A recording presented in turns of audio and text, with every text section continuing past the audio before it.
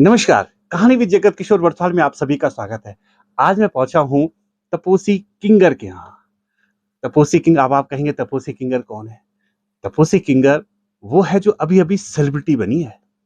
ऐसा नहीं है कि हम कोई फिल्म करें या कोई नेतागिरी में हो वही सेलिब्रिटी होते हैं।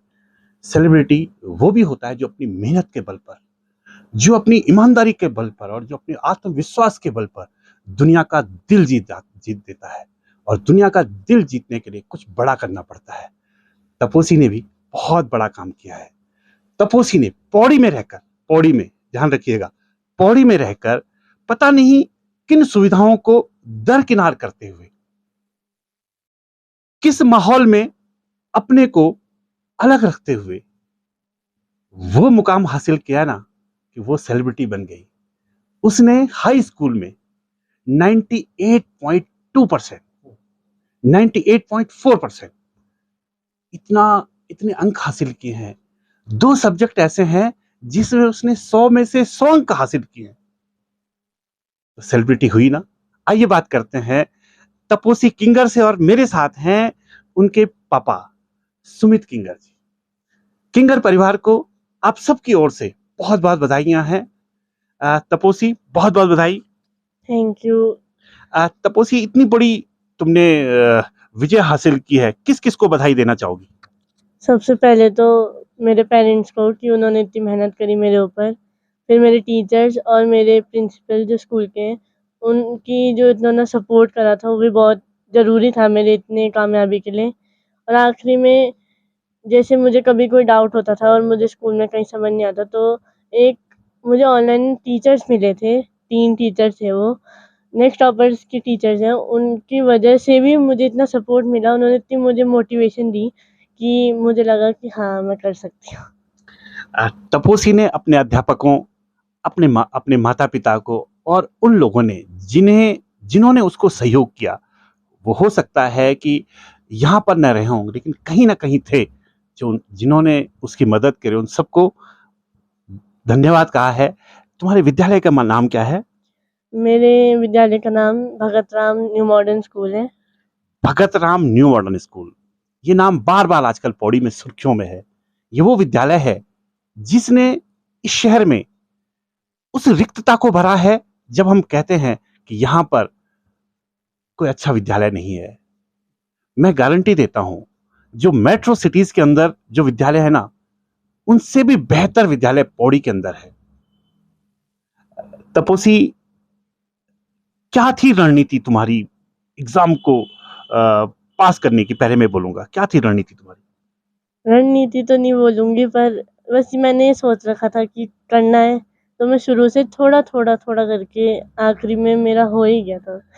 कंसिस्टेंसी रखने की वजह से हो गया कि आखिरी में जैसे मैं बीमार हो गई थी पेपरों से पहले, मुझे पीलिया हो गया था 15-20 दिन पहले ही, तो मतलब मैं बेड रेस्ट पे ही थी।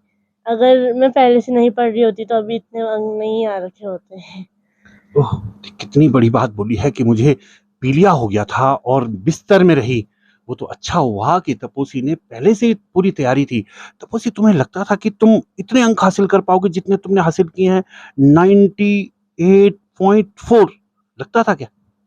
मतलब 95 से ऊपर तो सोचा था, पर 98 तक तो नहीं सोचा था। पर वो मेहनत तो रंग नहीं आई।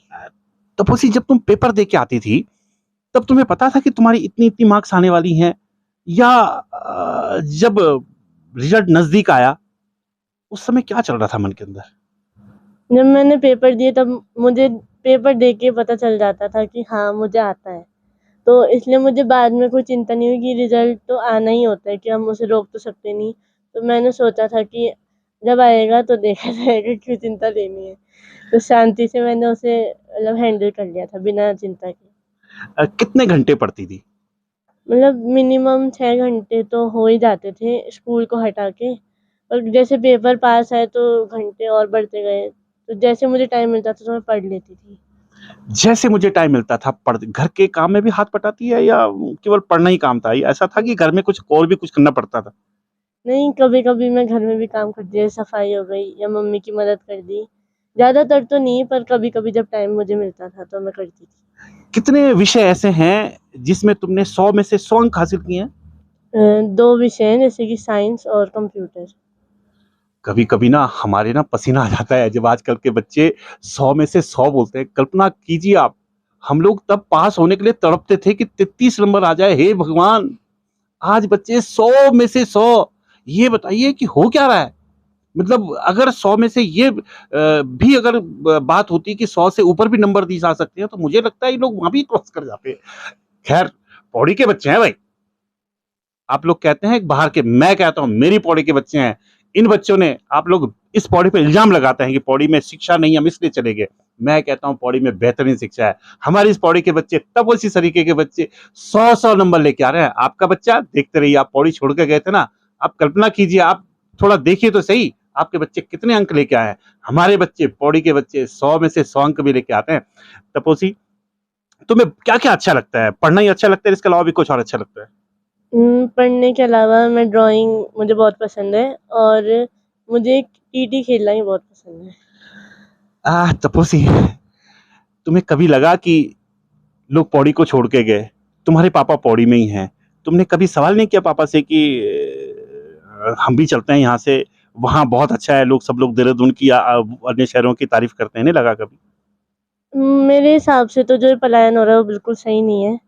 जैसे कि हम यहाँ पर हमारे स्कूल है, जैसे फैसिलिटी तो बहुत ज़्यादा ही है हमारे स्कूल में, जो बाहर भी ना हो शायद। और जब हम यहाँ खुशी से रह रहे हैं और यहाँ पर हमारे दोस्त हैं, रिश्तेदार हैं और यहाँ का माहौल जैसे इन्वायरमेंट है वो भी बहुत अच्छा है। तो मैंने कभी नहीं सोचा कि मैं बाहर जाके रहूँ, क्योंकि बाहर ना कि कोई अच्छी हवा ना कुछ इन्वायरमेंट है, तो इससे अच्छा तो यहाँ हम खुशी से रह लें। सुना आपने, एक 10वीं में पढ़ने वाली बच्ची बोलती है कि पलायन गलत है, और खासकर इसलिए गलत है कि जब आप सवाल उठाते हैं कि यहाँ पर माहौल नहीं है। क्या केवल माहौल आपके लिए नहीं है? इन बच्चों के लिए वो माहौल कहाँ से पैदा हुआ? इन लोगों ने खुद पैदा किया है, क्योंकि इन लोगों को एक विश्वास है कि वो कर सकते हैं, और जब एक विश्वास होता है ना कि वो कर सकते हैं, फिर वो किसी भी माहौल में कुछ भी कर सकते हैं। तपोसी, एक सवाल और पूछना था तुमसे कि हाई स्कूल के बाद अब तो नहीं है पापा पे ये कि पापा मैं बाहर जाऊंगी, या यहीं पढ़ना है? हाई स्कूल के बाद तो नहीं, जैसे 12th के बाद मुझे अपनी नीट की तैयारी करनी है, तो तैयारी मैं घर से ही करना चाहती हूँ, ऑनलाइन कोचिंग से हो जाती है आजकल तैयारियाँ। पर जब अगर मेरा अच्छा कॉलेज निकला तब तो मुझे जाना ही पड़ेगा, क्योंकि यहाँ कॉलेज सच में नहीं है। पर 12th तक तो मैं बिल्कुल यहीं रहूँगी, क्योंकि यहाँ इतनी अच्छी फैसिलिटी मिली है तो कौन सोचेगा जाने की बाहर। अ, तुम बहुत अच्छी पढ़ने वाली बच्ची हो, तुम्हें कभी लगा कि इस शहर में ये किताबें नहीं हैं, या अपने पापा से कोई शिकायत की तुमने कभी अपनी मम्मी से कि आप लोगों ने मुझे पौड़ी में रखा है, नहीं तो मैं 98 को छोड़कर 99 ले आती? ऐसा कुछ लगता है, या 100 में से 100 ले आते, ऐसा कुछ है? खैर ऐसा तो नहीं होता कि मैं यहाँ नहीं रहती और वहाँ रह के 100 आ जाए, पर मैंने कभी कंप्लेन तो नहीं करी। बट अब यहाँ पर हमारी ऑनलाइन सुविधा तो आ ही चुकी है कि अगर हमें यहाँ नहीं मिल रही कोई अवेलेबल बुक्स तो हम ऑनलाइन मंगा सकते हैं, तो इसकी तो हमें कभी कोई चिंता नहीं रही।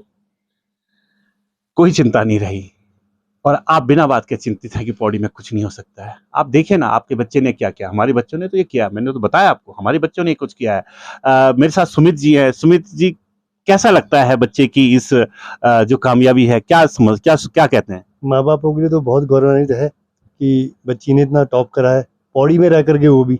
लोग कहते हैं पौड़ी में कुछ नहीं है, हमने अपनी बच्ची को सारी सुविधा दे रखी है भगवान की दया से। उसका कभी दिल नहीं हुआ कि मैं पौड़ी छोड़ूं।